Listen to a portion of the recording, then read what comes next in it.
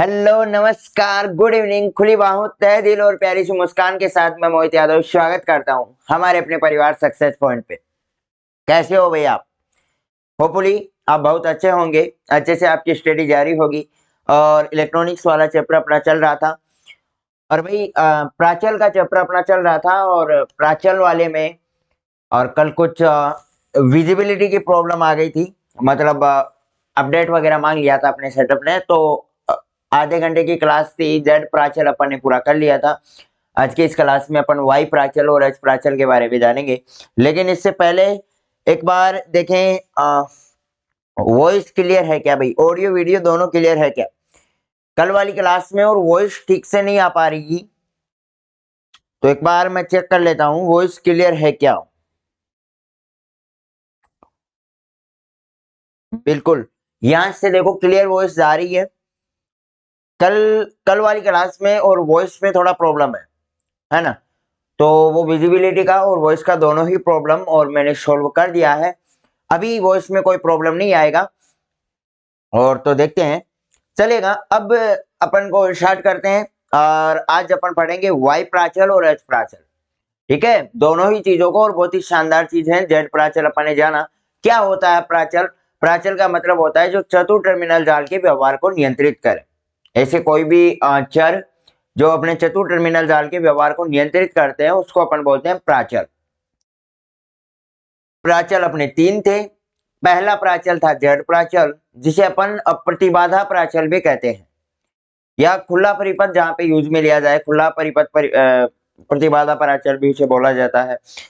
जैसा सटीक बैठे, जैसा शब्द आपको अच्छा लगे वैसा आप उपयोग में ले सकते हैं, या फिर जैसा एग्जामिनर को अच्छा लगे। देखो इंपॉर्टेंट चीज तो वो है कि भाई एग्जामिनर को अच्छा लगना चाहिए, एग्जामिनर के दिल को भाना चाहिए वो शब्द, वही आएगा ना। और अपन को और आपको अच्छा लगने से तो क्या ही है भाई। अपन को तो पढ़ना अच्छा किसको लगता है भाई? नहीं लगता है। लेकिन रिक्वायरमेंट है भाई, पढ़ना पड़ेगा अगर कुछ अच्छा करना पड़ेगा।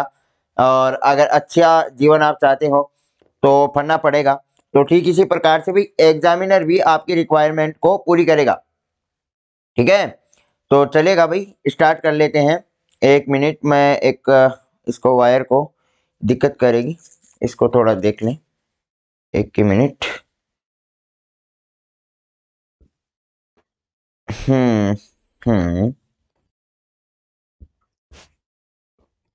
को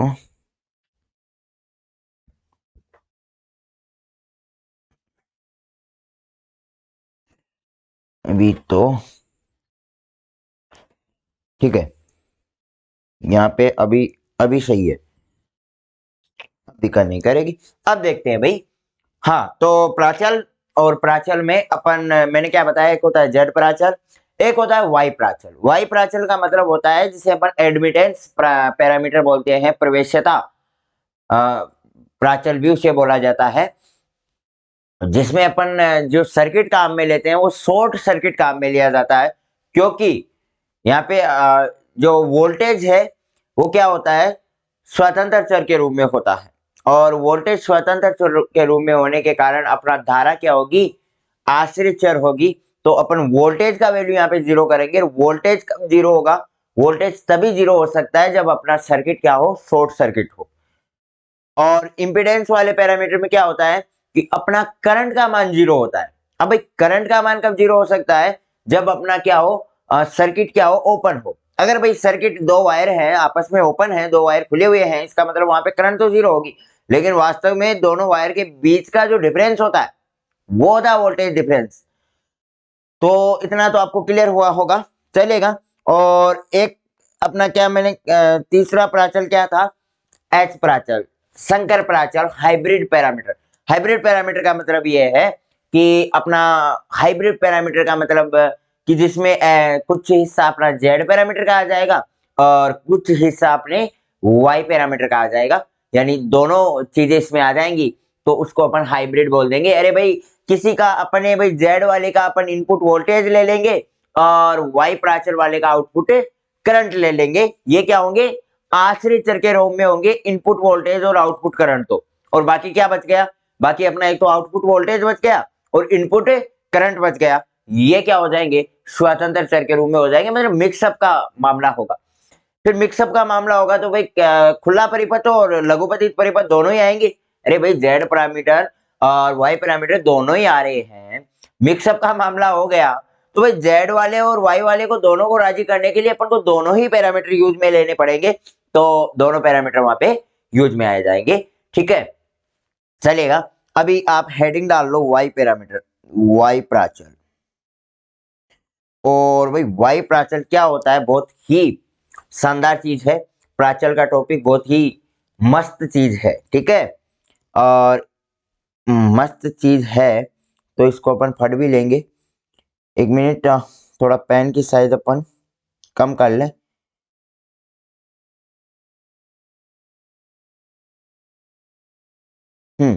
अब देखो तो प्राचल, और इसमें क्या होंगे, मैं क्या बोल रहा हूं, अब की बार I1 I2 तो क्या होंगे, आश्रित चर होंगे, और जो फंक्शन होगा वो किसका होगा मेरे भाई, अरे भाई फंक्शन होगा वो किसका होगा, अरे फंक्शन किसका होगा, अरे भाई V1 V2 का होगा ना भाई। आश्रित I1 I2 हो गए तो अपना फंक्शन किसका हो जाएगा, V1 V2 को हो जाएगा। इसको समीकरण नंबर 1 और 2 दे देंगे, समीकरण नंबर क्या दे देंगे, 1 और दे। अब ध्यान से सुनना, जेड पैरामीटर का फिक्स उल्टा है वो अपना वाई प्राचल है। जेड पैरामीटर का अगर अपन फिक्स उल्टे की बात कर लें तो अपना वाई प्राचल होगा। अब देखो समीकरण 1 और 2 का संपूर्ण आंशिक अवकलन कर देंगे, समीकरण 1 और 2 का संपूर्ण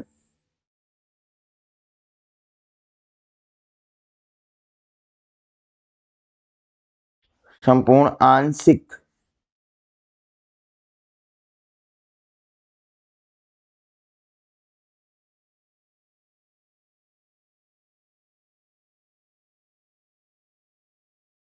संपूर्ण आंशिक अवकलन करने पर, तो भाई करें, तो इक्वेशन फर्स्ट का भाई संपूर्ण आंशिक अवकलन करो तो क्या आएगा भाई, इक्वेशन फर्स्ट का संपूर्ण आंशिक अवकलन करोगे तो क्या आएगा मेरे भाई, तो भाई I1 का होगा तो वो तो हो जाएगा di1, अरे I1 का क्या हो जाएगा, di1 हो जाएगा ना। अब देखो V1 का करो तो I1 के सापेक्ष V1 का क्या होगा, तो डेल I1 अपॉन में डेल V1, और इसका टोटल हो जाएगा वो हो जाएगा dV1, यानी डेल I1 अपॉन में डेल V1, यानी I1 का पहले V1 के सापेक्ष और V1 का टोटल कितना हो गया, dV1 हो गया। फिर प्लस में और I1 का V2 के सापेक्ष करो तो डेल I1 अपॉन में डेल V2, और V2 का टोटल कितना हो जाएगा, dV2 हो जाएगा। ये इक्वेशन अपने दे दो थर्ड, ये क्या दे दो, थर्ड दे दो। और इसी प्रकार से समीकरण 2 का और संपूर्ण आंशिक अवकलन करेंगे तो समीकरण 2 का संपूर्ण आंशिक अवकलन क्या आ जाएगा मेरे भाई, di2, और अब I2 का V1 के रेस्पेक्ट में करो, अरे I2 का V1 के रेस्पेक्ट में करोगे तो डेल I2 अपॉन में डेल V2 ये आएगा ना, और ये आ जाएगा dV1। अरे भाई I2 का पहले V1 के रेस्पेक्ट में कर लें तो डेल I2 अपॉन में del V1,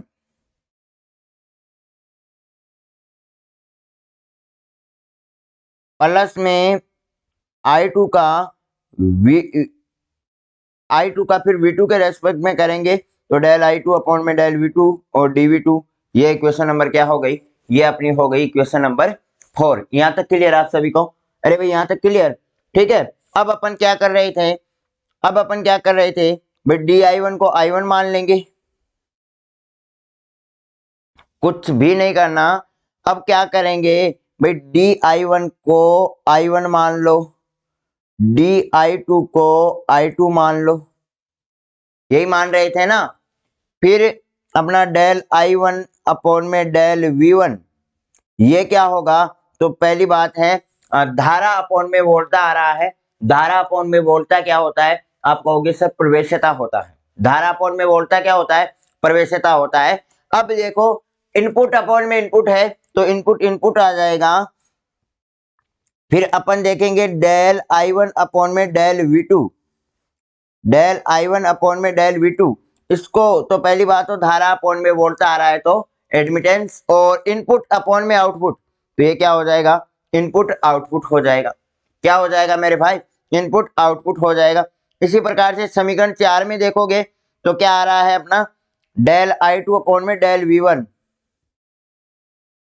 del I two upon में क्या आ रहा है, डेल वी वन आ रहा है। तो ये क्या हो जाएगा भाई, पहली बात तो ये एडमिटेंस होगा, और आउटपुट अपॉन में इनपुट दे रखा है तो आउटपुट इनपुट हो जाएगा। और इसी प्रकार से डेल आई टू अपॉन में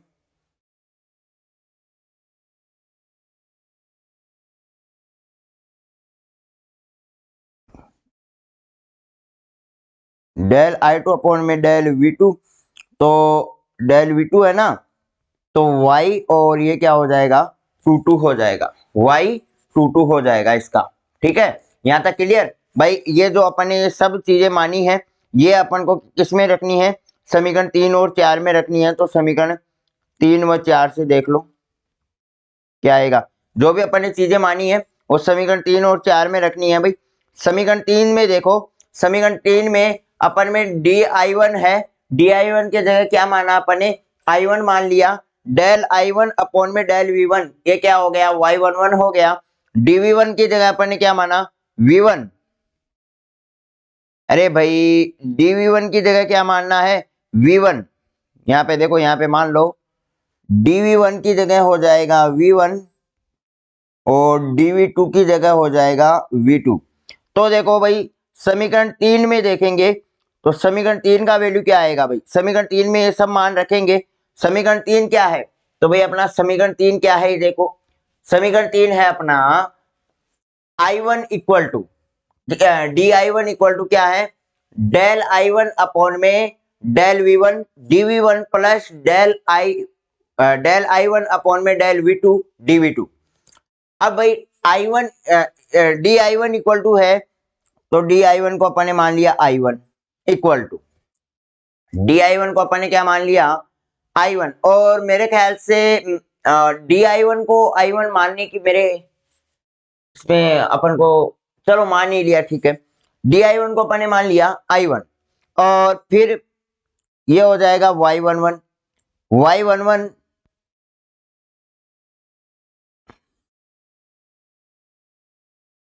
वाई वन वन, और फिर क्या है भाई डीवी वन, और डीवी वन की जगह हो गया वी वन, डीवी वन की जगह क्या हो गया वी वन। फिर इसी प्रकार से वाई वन टू और डीवी टू की जगह हो जाएगा V two, y one two और डीवी टू की जगह क्या हो जाएगा, वी टू हो जाएगा। ठीक है भाई, अरे यहां तक क्लियर। और देखो मैं कैमरे से हट जाता हूं ताकि आपको पूरी की पूरी विजिबिलिटी और ढंग से क्लियर हो।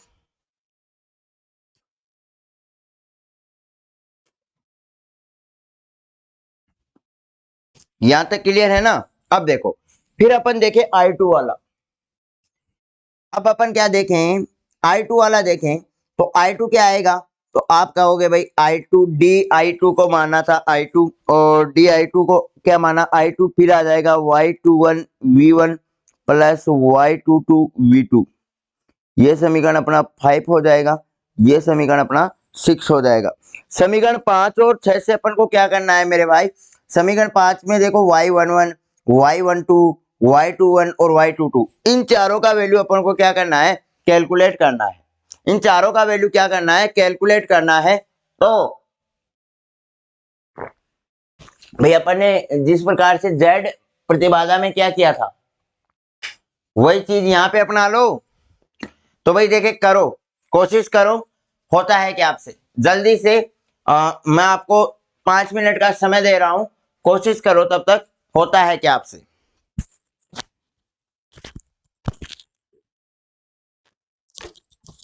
भाई कल अपन ने जेड प्राचल पढ़े थे, तो जेड प्राचल की तरह ही आपको सोल्व करना है।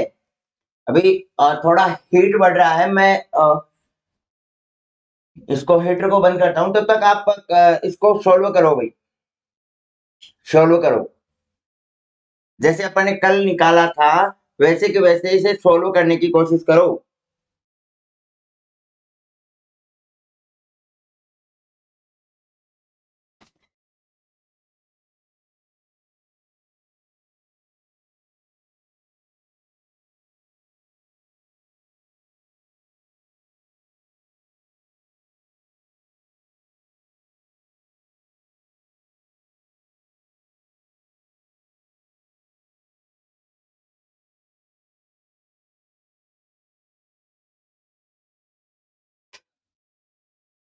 अरे हुआ क्या? अरे भाई हुआ क्या?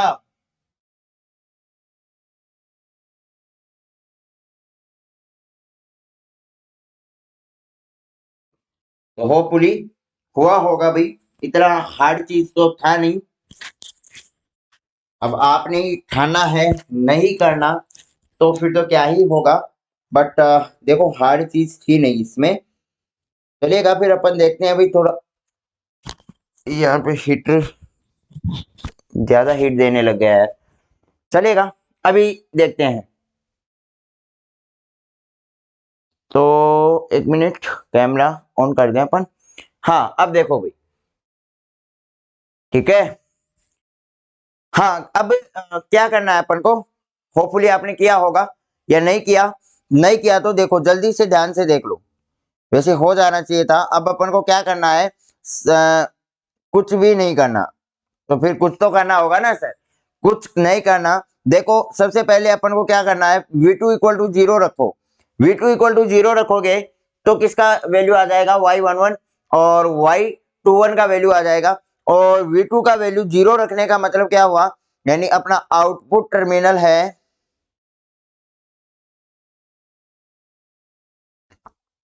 8 शॉर्ट सर्किटेड।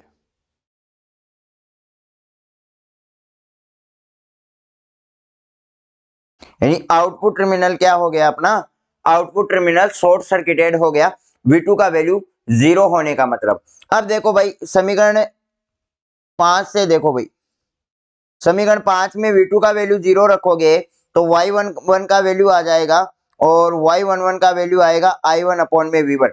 भाई समीकरण 5 में V2 का वैल्यू जीरो रखोगे तो y11 का वैल्यू आएगा और वो आएगा I1 अपॉन में V1। I अपॉन में V क्या होता है सर, I अपॉन में V अपना होता है एडमिटेंस। आई अपॉन में वी, अरे भाई धारा अपॉन में वोल्टा क्या होता है, तो आप कहोगे धारा अपॉन में वोल्टा होता है प्रवेशता। और वन अपॉन में वन का मतलब इनपुट अपॉन में इनपुट। इनपुट अपॉन में इनपुट का मतलब क्या हो गया, इनपुट। और अगर फिर बाद में आ रही है इम्पीडेंस अपना आ रहा है तो इम्पीडेंस इनपुट इम्पीडेंस आ जाएगा। एडमिटेंस अपना आ रहा है तो इनपुट एडमिटेंस आ जाएगा। इनपुट अपॉन में इनपुट इनपुट होगा। आउटपुट अपॉन में इनपुट, आउटपुट अपॉन में आउटपुट आउटपुट होगा। आउटपुट अपॉन में इनपुट फॉरवर्ड बाइस में होगा। और इनपुट अपॉन में आउटपुट वो रिवर्स बाइस में होगा। तो क्या हो जाएगा, वाई आई हो जाएगा। क्या ये हो जाएगा वाई आई। और अगर अपन 6 से देखें, इक्वेशन 6 से देखें तो y21 आएगा और y21 क्या आ जाएगा, i2 अपॉन में v1 आ जाएगा। i2 अपॉन में v1 आ जाएगा। और i2 अपॉन में v1 का वैल्यू हो गया, मतलब आउटपुट अपॉन में इनपुट है, आउटपुट अपॉन में इनपुट हो गया फॉरवर्ड बायस में, यानी YF हो गया। अब अपन को क्या करना है भाई, अब v1 इक्वल टू जीरो रखो।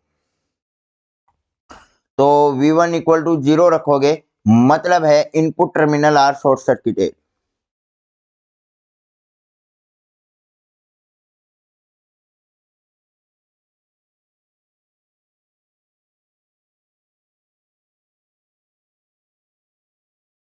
मतलब अपना इनपुट टर्मिनल क्या हो गया, शॉर्ट सर्किट हो गया। अब भाई समीकरण 5 से देखो, समीकरण 5 से देखो, 5 में v1 इक्वल टू जीरो रखोगे तो क्या आएगा। तो समीकरण 5 में देखो भाई v1 इक्वल टू जीरो रखोगे तो क्या आएगा, तो y12 का वैल्यू आएगा i1 अपॉन में v2। y12 का वैल्यू कितना आएगा, i1 अपॉन में v2।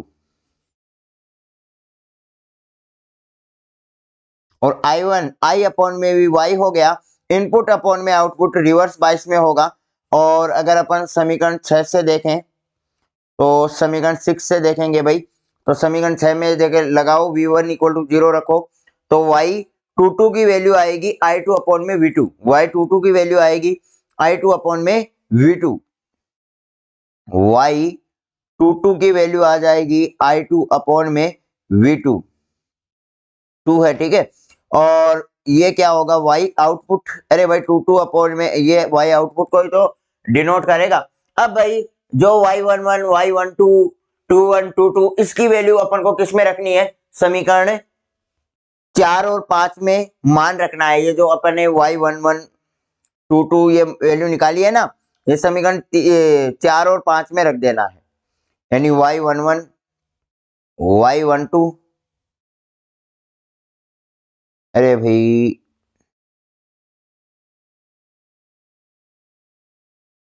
y12 y21 और y22 का मान समीकरण 5 और 4 दोनों में रखने पर समीकरण क्या रख देंगे, समीकरण 4 और 5 में इनका वैल्यू रख देंगे। तो भाई रखो, तो समीकरण 4 और 5 क्या है मेरे भाई, ध्यान से देखो।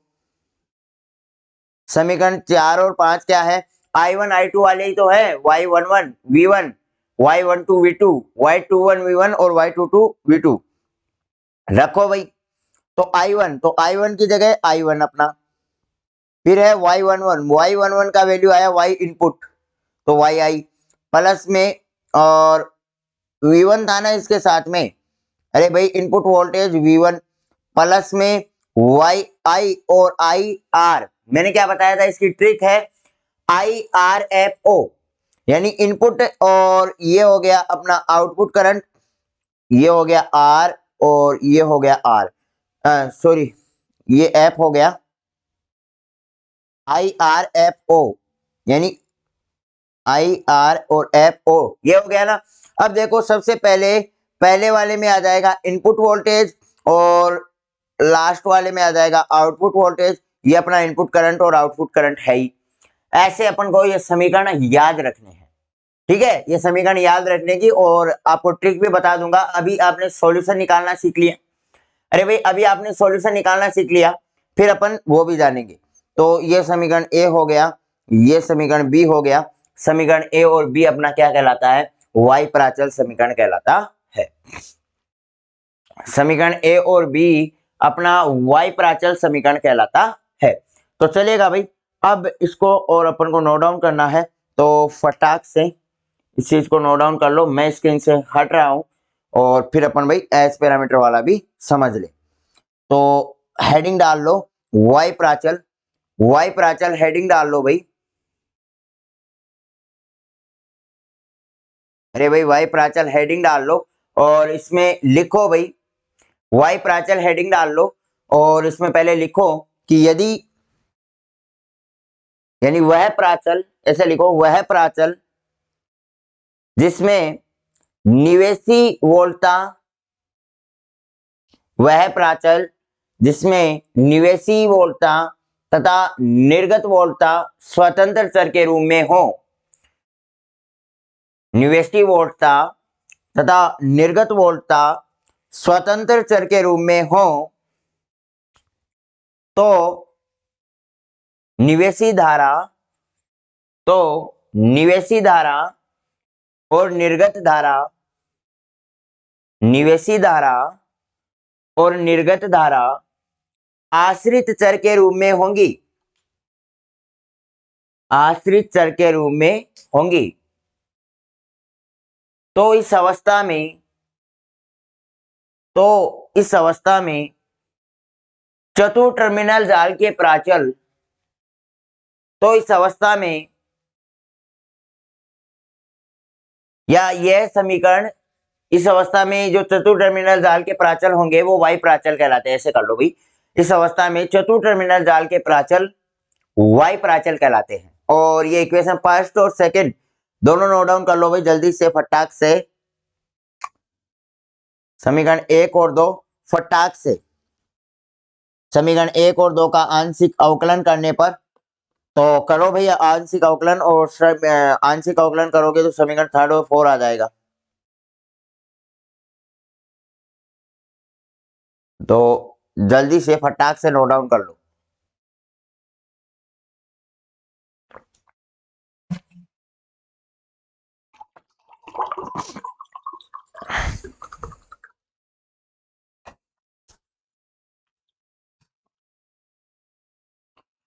अरे समीकरण 3 और 4 तक कर दिया नोट डाउन, करो भाई जल्दी से फटाक से नोट डाउन करो, फिर अपन एच पैरामीटर और पढ़े।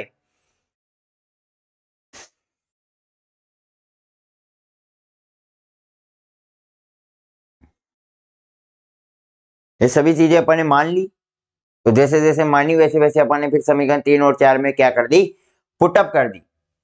अगर कंसेप्चुअली आप क्लियर हो तो इसमें मेरे ख्याल से कोई बड़ी दिक्कत आएगी नहीं, और अगर कंसेप्ट में ही कहीं ना कहीं और रॉन्ग में हो गया, कहीं ना कहीं आपकी समझ में नहीं आया, तो फिर तो भाई दिक्कत ही दिक्कत है। एक बार आप खुद से पढ़ोगे, इस चीज को समझ लिया, आपको कंसेप्चुअली आप समझ में आ गया। अभी तो आपको लग रहा होगा क्या पता क्या ही है ये प्राचल, लेकिन एक बार आप और सीरियसली अगर पढ़ोगे तो आपको खुद को पता चलेगा कि यार कुछ भी नहीं है। आप खुद ही बोलोगे कुछ भी नहीं है। तो भाई ये तो सीरियसली आपको खुद को ही ध्यान देना पड़ेगा ना मेरे भाई। अरे भाई खुद को ही ध्यान देना पड़ेगा।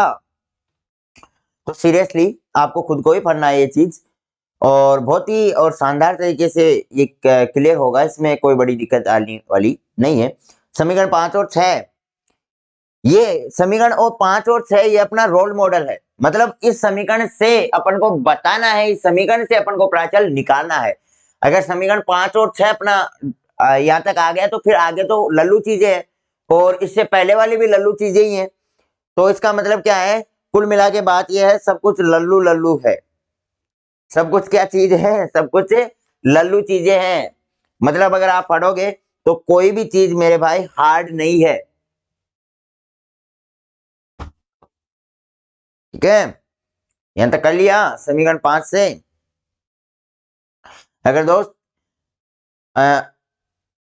आप अगर सीरियसली अगर मेहनत करोगे, ईमानदारी से अगर मेहनत करोगे, तो इलेक्ट्रॉनिक्स कभी भी आपको और धोखा नहीं देगी। कभी भी इलेक्ट्रॉनिक्स में तो कभी नंबर नहीं कटेंगे, इस बात का और आप ख्याल ही रखना। ये माइंड में ये चीज बैठा लेना, अगर ध्यान से पढ़ रहे हो ना तो इलेक्ट्रॉनिक्स में और नंबरिंग कटना ये सवाल ही नहीं है। इलेक्ट्रॉनिक्स में नंबर कट जाएं ऐसा, और आप माइंड में ये सवाल में मत उठाना। अगर ध्यान से अगर आप पढ़ लिए, ध्यान से अगर आपने चीजों को समझ ली, तो दोस्त इलेक्ट्रॉनिक्स में नंबर नहीं कर सकते, इस बात का और ये खुलासा तो मैं ही कर देता हूँ। ठीक है, समीकरण ए और बी यहां तक लिख लिया। समीकरण ए और बी लिख लिया क्या? समीकरण ए और बी लिख लिया। अब इसमें लिखो भाई समीकरण ए और बी चतुर टर्मिनल जाल के प्राचल कहलाते हैं। ये समीकरण ए और बी वाई प्राचल समीकरण कहलाते हैं। ऐसे कर, समीकरण ए और बी वाई प्राचल समीकरण कहलाते हैं। समीकरण ए और बी वाई प्राचल समीकरण कहलाते हैं, तथा तथा y I, y R, y F, y O ये वाई प्राचल कहलाते हैं। ये क्या कहलाते हैं? अपने वाई प्राचल कहलाते हैं। ए और बी तो अपना वाई प्राचल का समीकरण हो गया, और y I, y R, y F, y O ये जो चार चीजें आई है ना, ये वाई प्राचल समीकरण कहलाती है। मैं क्या बोल रहा था आपको, अगर आप ध्यान से पढ़ोगे तो अगर आप और ईमानदारी से अगर आपने क्लास ध्यान से अटेंड कर ली, तो इलेक्ट्रॉनिक्स में आप नंबर चाहते हुए भी नहीं कट पाएंगे आपके। आप सोचोगे कि यार मेरे नंबर कट जाएं, लेकिन फिर भी नंबर नहीं कटेंगे। इतना शानदार सब्जेक्ट है, वो एक जोक है कि ध्यान मतलब कंसंट्रेशन पावर कैसा होना चाहिए। कि एक बार क्या हुआ कि मेडिकल के जो स्टूडेंट थे, तो एक किसी प्रोफेसर सर ने और मेडिकल के स्टूडेंट को, और आज मैं आपको ऑपरेशन कैसे किया जाता है तो ये सिखाऊंगा। तो भाई ऑपरेशन लैब में उनको ले जाया गया। अब एक टेबल पे और एक कुत्ता था, वो पड़ा हुआ था, मरा हुआ पड़ा था। तो जो प्रोफेसर सर थे, उन्होंने उस कुत्ते के नाक में उंगली डाली और फिर उसको चाटा। उसके कुत्ते के नाक में उंगली डाल करके चाटा। और फिर सभी बच्चों से कहा कि तुम्हें भी सेम ऐसे ही करना है। मतलब अपना ऑपरेशन स्टार्ट हो चुका है और तुम्हें भी सेम ऐसे ही करना है। तो भाई प्रोफेसर सर हैं, और गुरु का स्थान आदरणीय है, तो गुरु का आदर तो करना पड़ेगा, बात माननी पड़ेगी। अगर आपको सीखना है तो गुरु की बात माननी पड़ेगी। तो भाई जैसा सर ने बताया कि कुत्ते की आंख में कुत्ते के नाक में उंगली डालो और उसको चाटो, तो ठीक सभी बच्चों ने ऐसा ही किया। अब सबने चाट ली निगाह अच्छी तरीके से। तो फिर बाद में प्रोफेसर सर ने उनसे कहा कि बेटा इसे कहते हैं कंसंट्रेशन। तो सभी बच्चे चौंक गए कि भाई अब इसमें कंसंट्रेशन वाली कौन सी बात आ गई। नाक में उंगली डालना था और उसे चाटना था, अब इसमें कंसंट्रेशन कौन सा आ गया? तो फिर सर ने उन्हें बताया कि बेटा मैंने अपनी जो दूसरी अंगुली थी वो कुत्ते के नाक में डाली थी और तीसरी उंगली को चाटा था। तो इस प्रकार से आप जब पढ़ो तो ध्यान से पढ़ा करो, ऐसे मतलब यूं हवा में मत उड़ा करो, कोई कैसे ही बोल रहा है अपन उधर ही टुड़क रहे हैं, इसलिए। और कंसंट्रेशन पावर आपकी शानदार होनी चाहिए। तो ऐसे हर चीज को और ऐसा अप्लाई भी नहीं करना है कि हर गलत चीज को अपन हर गलत कंसेप्ट के ऊपर बढ़ते चले जा रहे हैं, हर गलत चीज को आप सही मान रहे हो, तो ऐसा भी नहीं करना है। गलत कंसेप्ट के ऊपर भी आपको नहीं बनना है, चलिएगा कोई बात नहीं। अभी अपन आगे बढ़े और अब अपन पढ़े एच प्राचल।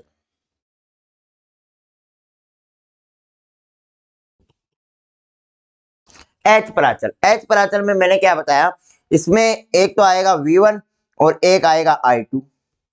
V1 I2 क्यों आएगा? मैंने क्या बताया, कुछ हिस्सा Z वाला होगा और कुछ हिस्सा Y वाला होगा। Z वाले के लिए V1 आ गया और Y वाले के लिए I2 आ गया।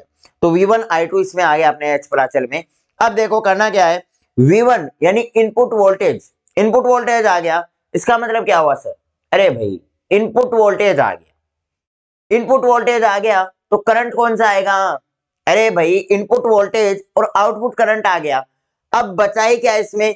तो उसका सर इसमें एक तो इनपुट करंट बच गया और आउटपुट वोल्टेज बच गया। तो जो बच गया वो स्वतंत्र चर होंगे। तो एक तो बच गया, फंक्शन किसका हो जाएगा? I1 और V2 का हो जाएगा। ये चीजें ही तो बच गई इसमें। अरे भाई फंक्शन के लिए बचा ही क्या? I1 और V2, यही तो चीजें बच गई। अरे अच्छे से ध्यान दीजिएगा। I1 और V2 ही तो बचे, तो ये समीकरण नंबर 1 और समीकरण नंबर 2। समीकरण 1 और 2 का आंशिक अवकलन करने पर वही कंसेप्ट,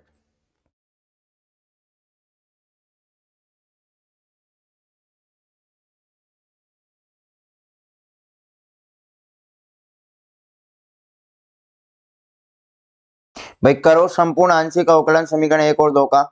समीकरण 1 का करोगे तो क्या आएगा मेरे भाई? तो समीकरण 1 का आएगा dv1 equal to del v1 upon में डेल I1 di1 प्लस में डेल v1 अपॉन में del v2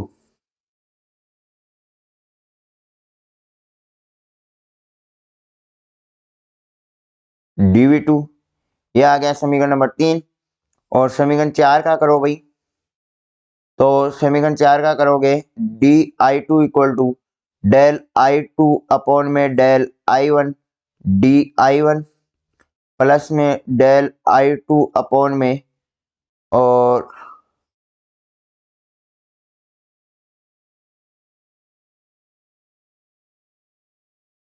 del I2 upon में डेल V2 और ये हो गया dv2। ये समीकरण नंबर हो गया 4। ये क्या हो गया भाई? समीकरण नंबर 4 हो गया। वही चीजें मान लो भाई, सभी चीजों को मान लो, dv1 और dv2 di1 di2। तो क्या मानोगे भाई? dv1 को मान लो v1 है, dv2 को मान लो v2 है, di1 को मान लो भाई I1 है और di2 को मान लो भाई I2 है। यहां तक मान लिया। अब देखो और क्या क्या मानना है अपन को। तो समीकरण 3 में देखो डेल v1 अपॉन में डेल I1। समीकरण 3 में है डेल v1 अपॉन में डेल I1।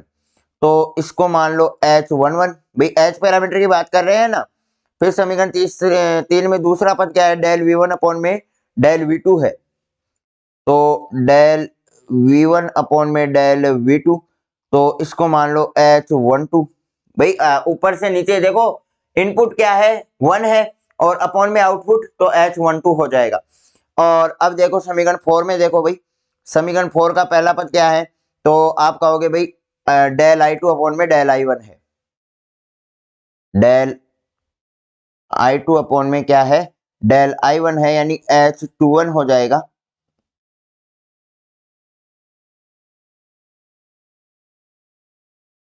H21 हो जाएगा। और इसका जो फोर्थ वाला इक्वेशन क्या है, इसका सेकंड पद कौन सा है? फोर्थ वाली इक्वेशन का डेल I2 अपॉन में डेल V2। तो डेल I2 अपॉन में डेल V2, ये क्या हो जाएगा भाई? H22 हो जाएगा ना मेरे भाई, H22 हो जाएगा। तो भाई समीकरण थर्ड और फोर्थ में मान रखने पर, तो समीकरण 3 और 4 से वैल्यू रखो भाई, समीकरण 3 और 4 से क्या वैल्यू आ जाएंगी, तो अपन ले कौन सा रहे हैं भाई, इनपुट वोल्टेज और आउटपुट करंट ये ले रहे हैं। अब क्या आ जाएगा, H11 और H यहाँ पे आएगा 21। इनपुट वोल्टेज है तो मेरे भाई इनपुट वोल्टेज है, तो अब करंट कौन सा आएगा, तो आप कहोगे भाई आउटपुट करंट आ गया, तो करंट कौन सा बच गया, तो इनपुट करंट, तो दोनों में आ जाएगा इनपुट करंट। और ये अपन ने वैसे मान भी लिया वहां पे, इसमें आपको कोई परेशानी नहीं होनी चाहिए, मैं आपको एक ट्रिक बता रहा हूँ याद करने की। फिर आगे वाले पद आ जाएंगे H12 और H22, H12 और H22। यहाँ पे मेरे भाई इनपुट करंट आ गया, तो वोल्टेज में कौन सा आएगा, वोल्टेज में कौन सा आएगा, तो आप कहोगे भाई V2 बच गया, तो V2 आ जाएगा भाई दोनों में, वोल्टेज में आ गया V2। ये समीकरण नंबर दे दो 5 और ये समीकरण नंबर दे दो 6। अब समीकरण 5 से, तो 5 और 6 से अपन देखेंगे, तो समीकरण 5 में अगर अपन V2 इक्वल टू 0 रख दें,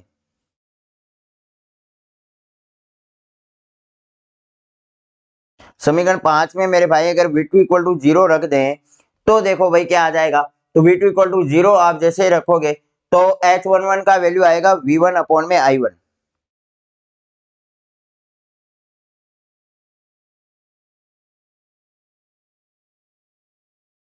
H11 का क्या आ जाएगा, वैल्यू आएगा V1 अपॉन में I1। अब यहाँ पे आप देखोगे वोल्टा अपॉन में धारा किसको बोलते हैं, आप कहते हैं इंपीडेंस को बोलते हैं, वोल्टा अपॉन में धारा इंपीडेंस को बोलते हैं। इनपुट अपॉन में इनपुट हो इसका मतलब इनपुट इंपीडेंस आएगी, इनपुट अपॉन में इनपुट हो इसका मतलब क्या आएगा, इनपुट इंपीडेंस आएगा। लेकिन मेरे भाई अपन बात किसकी कर रहे हैं, एच पैरामीटर की। अब अपने एच पैरामीटर में इंपीडेंस का पार्ट भी आ सकता है और एडमिटेंस का पार्ट भी आ सकता है, तो अपन को यहाँ पे जेड आई नहीं लिखना है, अपन को एच आई लिखना है, क्योंकि अपन बात कर रहे हैं एच प्राचल की। अपन बात किसकी कर रहे हैं, एच प्राचल समीकरण की बात कर रहे हैं। तो एच प्राचल समीकरण आपको सभी को पता है भाई, कुछ पार्ट उसका इंपीडेंस वाला आएगा और कुछ पार्ट उसका एडमिटेंस वाला आएगा। तो कुछ आपको इंपीडेंस की डेफिनेशन लगेगी, जैसे इनपुट अपॉन में इनपुट, तो अपना एच प्राचल भी क्या आ जाएगा, इनपुट आ जाएगा। फिर अपने प्रतिबाधा आ रही है, तो आपको समझ जाना है कि भाई अपन बात प्राचल की कर रहे हैं और प्राचल में प्रतिबाधा और अपना प्रवेश्यता दोनों ही आते हैं। तो ठीक है, तो यहाँ पे क्या आ जाएगा, एच आई आ जाएगा, ये आ गया एच आई। अब देखो, और समीकरण 6 से अपन देखेंगे, तो भाई समीकरण 6 से क्या होगा, समीकरण 6 में भाई V2 का वैल्यू 0 रखो, समीकरण 6 में V2 का वैल्यू 0 रखोगे, तो H21 का वैल्यू आएगा और I2 अपॉन में I1 आएगा।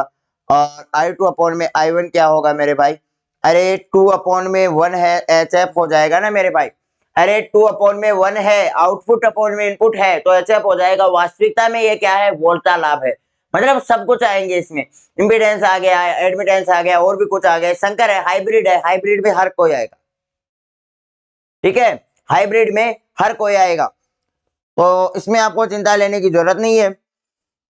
समीकरण और अपने 5 से देख लिया ना, यह भी भाई समीकरण 5 में ही चल रहा है ना ये, हाँ सॉरी 6 से ही था ये। अब देखो समीकरण 5 से अब अपन क्या करें, V1 इक्वल टू 0 रखो भाई, समीकरण 5 में और V1 इक्वल टू 0 रखो।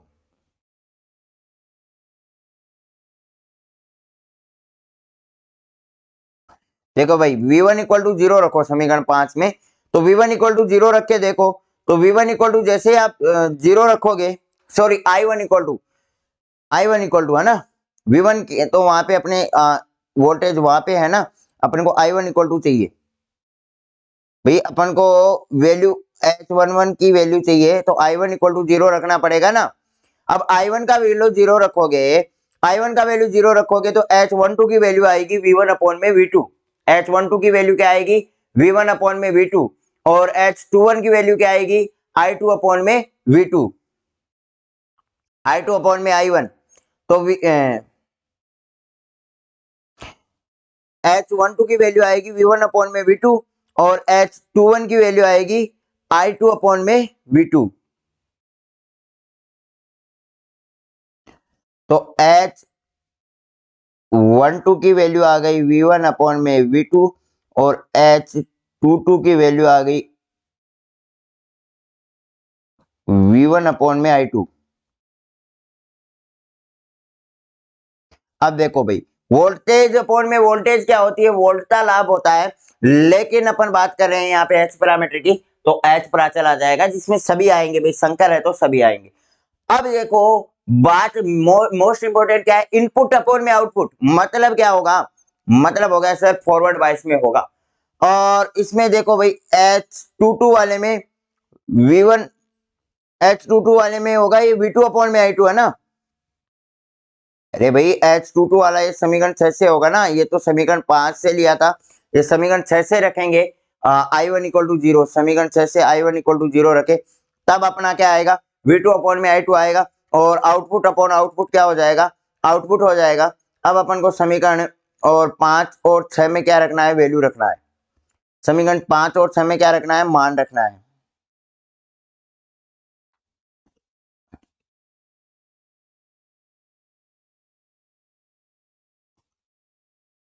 तो समीकरण 5 और 6 से अपन को क्या करना है, मान रखने पर, मान रखने में भाई V1 और I2 अपना चल रहा है, H11 का वैल्यू क्या आ गया, सभी में यही आएगा भाई। Z की बात करोगे, ZI में भी यही लाइन चलेगी, ZI ZR ZF ZO, ठीक है।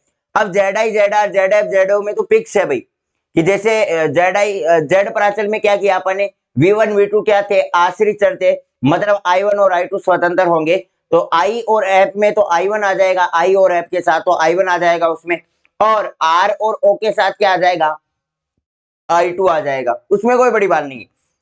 अब अपन Y प्राचल की बात करें तो जो YI और YF होगा उसके साथ V1 आ जाएगा, और YR और Y जो O होगा उसके साथ क्या आ जाएगा, V2 आ जाएगा।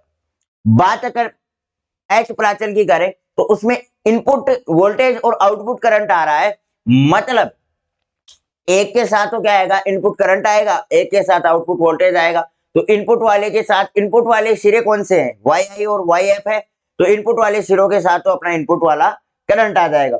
और आउटपुट वोल्टेज है, तो आउटपुट वाले सिरे क्या है, YR और YO है, तो आउटपुट वाले सिरों के साथ YR और YO के साथ अपना V2 आ जाएगा। इस प्रकार से आपको ये प्राचल समीकरण भी याद रखने हैं, बाकी मैं कल की क्लास में आपको और बता दूंगा। तो ZI R F और O ये तो फिक्स है। अब देखो भाई V1 आ गया, V1 आ गया और I2 आ गया भाई, धारा में अब क्या आएगा, I1 आएगा, I1 बच गया तो I1 ही आएगा ना, और I1 क्या है, इनपुट है, तो इनपुट वाले के साथ I1 को जोड़ दिया, और V2 क्या है, आउटपुट होगा, तो आउटपुट वाले के साथ इसको V2 को जोड़ दिया। ये अपना क्या आ गया, समीकरण A आ गया, और समीकरण B आ गया। ये अपने चतुर जो टर्मिनल जाल के प्राचल आ गए, और वो भी कौन से वाले, एच प्राचल आ गए। तो दोस्त बिना टाइम वेस्ट किए और नोट डाउन कर लो इनको, हेडिंग डालो एच प्राचल, हेडिंग डालो भाई एच प्राचल, एच प्राचल हेडिंग डाल लो। और इसमें एक बार लिखो कि यदि, यानी वह प्राचल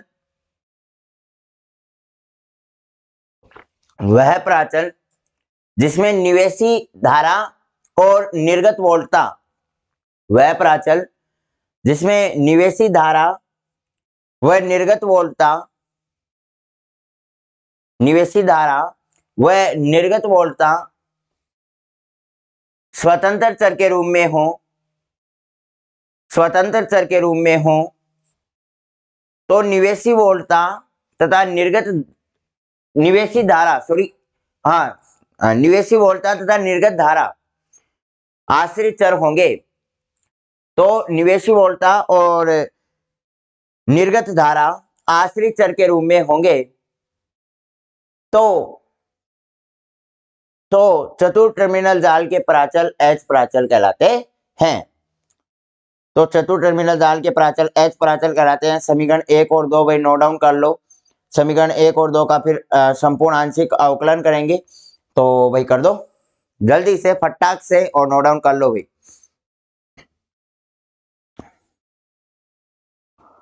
समीकरण 1 और 2 और दोनों का क्या करेंगे, आंशिक अवकलन कर देंगे। और आंशिक अवकलन करने के बाद मेरे भाई इक्वेशन 3 और 4 आएगी, जो कि बहुत ही लल्लू चीज है आपको, और इसमें डरना नहीं है। अब आपको क्या करना है, एक बार सभी प्राचलों को एक बार सरसरी नजर से देख लेना है। कंसेप्चुअली क्लियर है, एक बार आप सरसरी नजर से देख लोगे, बहुत ही आसान है, क्लियर हो जाएंगे मेरे भाई। कोई बड़ी दिक्कत वाली बात है नहीं है। अगर क्लियर ना हो तो फिर आप कमेंट कर देना कि सर आपने कहा था क्लियर नहीं हुआ, हमने पढ़ा भी था ऐसे। और अगर आप वैसे ही अगर हंसी मजाक में ही पढ़ोगे तो क्या ही क्लियर होगा, वरना बहुत ही शानदार चीज है, बहुत ही अच्छी चीज है। अब देखो आपको ये क्लियर करना है। अब अपन आने वाला जो लेक्चर होगा इसमें मैं एक तो चीज आपको, ये समीकरण किस प्रकार से इनका जो तुल्य परिपथ बनाना अपन सीखेंगे कि भाई इनका तुल्य परिपथ कैसे बनता है। और इसके अलावा अपन एक चीज और सीखेंगे, इन्हीं समीकरणों को भाई याद कैसे करना है। भाई याद करने की ट्रिक मैंने बताई IRFO, और इसको ही मैं आपको तीनों समीकरणों को कल रिवाइज करा के और फिर इनमें रिलेशन देखेंगे, जो कि बहुत इंपॉर्टेंट है। वो रिलेशन भी बहुत इंपॉर्टेंट है, तो कल की क्लास में और अपन वो रिलेशन भी देखेंगे। तो आज के लिए तो भाई अपन ये दोनों प्राचल खूब है, दोनों को अगर आपने ध्यान से पढ़ लिया होगा तो फिर खूब है।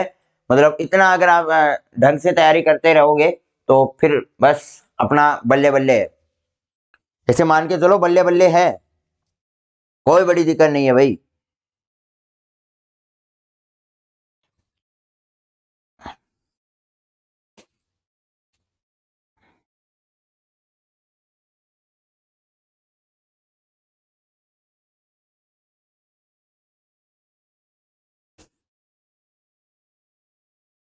ठीक है, समीकरण 5, 3 और 4 से 5 और 6 आ गया अपना। भाई नोट डाउन करने में वक्त मत लगाया करो, और अगर छूट भी जाता है तो भाई फ्यूज कर लिया करो। अभी मैं लाइव तो आ नहीं रहा, और लाइव जब क्या भाई लाइव क्लास चल रही है तो उस वक्त तो दिक्कत भी आए। वैसे मैं आपको टाइम देता हूँ पूरी तरीके से, जहाँ तक कंफर्ट हो वहां तक का टाइम देता हूँ, लेकिन फिर भी अगर हो सकता है आपकी स्पीड स्लो हो, भाई इससे स्पीड तो क्या ही स्लो होगी, लेकिन फिर भी मान लो कुछ बच्चों की होती है तो स्पीड स्लो हो, तो उसमें आप चिंता क्यों लेते हो कि भाई प्यूज कर लिया, भाई मैं आगे निकालूंगा तो वीडियो को प्यूज करके और फिर वैसे नोट डाउन कर लिया करो, कैसे भी है। या फिर कोई चीज नोट डाउन नहीं हो पा रही है तो स्क्रीनशॉट ले लिया करो, लेकिन स्क्रीनशॉट में थोड़ा मेरे को ऐसा, मेरा मानना ये है कि स्क्रीनशॉट में नोट्स नहीं बन पाते हैं, और तो हो सकता है भाई बन जाए। ऐसे कोई नियम नहीं है कि स्क्रीनशॉट में भाई बहुत बार बनाते हैं, लेकिन इसमें क्या हो जाता है, थोड़ा आलसपन होता है, फिर वो गलत आदत पड़ जाती है कि भाई हर क्लास में फिर अपन क्या करते हैं भाई फर्स्ट के 5-6 क्लासेज में तो स्क्रीनशॉट चलता भी है और वो चीज लागू भी हो जाती है, लेकिन फिर क्या होता है कि अपनी गलत आदत ये बन जाती है कि अपन स्क्रीनशॉट ही लेंगे, और फिर वो क्या करते हैं कि बाद में जैसे जैसे धीरे धीरे आलस आता चला जाता है और स्क्रीनशॉट का ढेर बन जाएगा, बाकी स्क्रीनशॉट नोट डाउन नहीं हो पाएंगे। तो भाई स्क्रीनशॉटों का तो आप छोड़ ही दिया करो। स्क्रीनशॉट आजकल और कुछ कामों में काम आ रहे हैं ना, स्क्रीनशॉट आजकल और कामों में काम आ रहे हैं, तो अपने छोड़ ही दिया करो अपन। ये H22 है, अगर कहीं पे शब्द कटा हो तो अपन ने समझ रखा है, तो समझ में आया हुआ है तो वहां पे तो आप समझ जाओगे, और अगर ध्यान से नहीं समझा होगा तो फिर क्या क्या पता क्या ही राइटिंग है, हमें तो समझ में ही नहीं आती है। ऐसा ही होगा ना। तो समीकरण 1 और 2 नोट डाउन कर लो भाई, ये HO है। और समीकरण 1 और 2 लिख लिया क्या, होपफुली लिख लिया होगा। तो इसमें लिख लो भाई समीकरण A और B, H प्राचल समीकरण, समीकरण A और B H प्राचल समीकरण तथा HI, HR, HF और HO एच प्राचल कहलाते हैं, एच प्राचल कहलाते हैं। तो दोस्त आज अभी समय हमें इससे ज्यादा मोहलत नहीं देगा, अभी मैं आपसे विदा लेता हूं, मिलते हैं नेक्स्ट क्लास में। तब तक के लिए हंसते रहेगा, मुस्कुराते रहेगा और अपनी फिजिक्स को यूं ही बेहतरीन तरीके से, शानदार तरीके से, एंजॉयमेंट तरीके से पढ़ने का प्रयास करते रहिएगा। Bye bye, have a nice day.